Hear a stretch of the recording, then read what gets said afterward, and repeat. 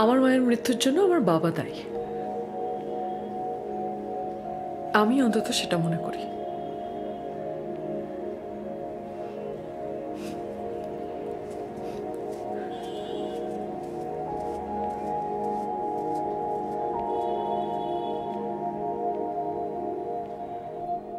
অপু, তুই কিন্তু তখন সকলের সামনে এভাবে বাবাকে না বললেও পারতিস। ভুল কিছু বলিনি তো, যেটা ঠিক সেটাই বলেছি।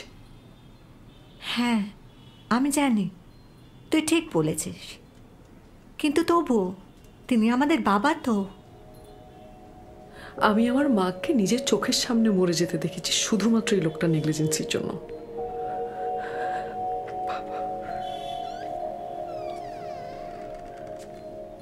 আসবো? হ্যাঁ বাবা, এসো। যার ঘর আমি তাকে জিজ্ঞেস করেছি। আসতে বল।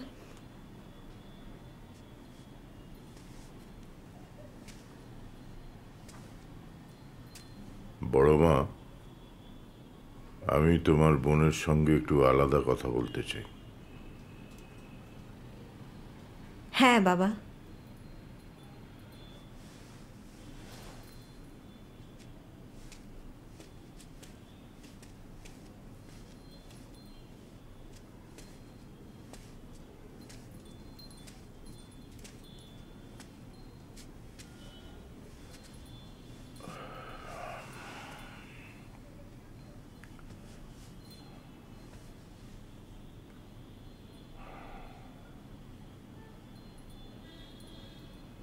আমি জানি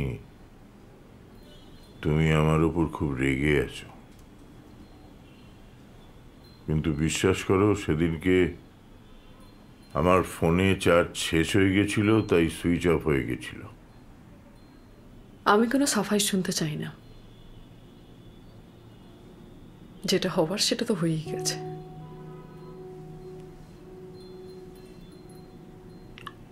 আমি তোমার মাকে হারিয়েছি। তোমার দিদি আমেরিকায় থাকে। আমি তোমাকে আর হারাতে চাই না অপু। যে কাছের হয় তাকে হারানো যায়। আমি তোমার ধারে কাছেও কোনোদিন ছিলাম না, সুতরাং আমায় হারানোর প্রশ্নই ওঠে না।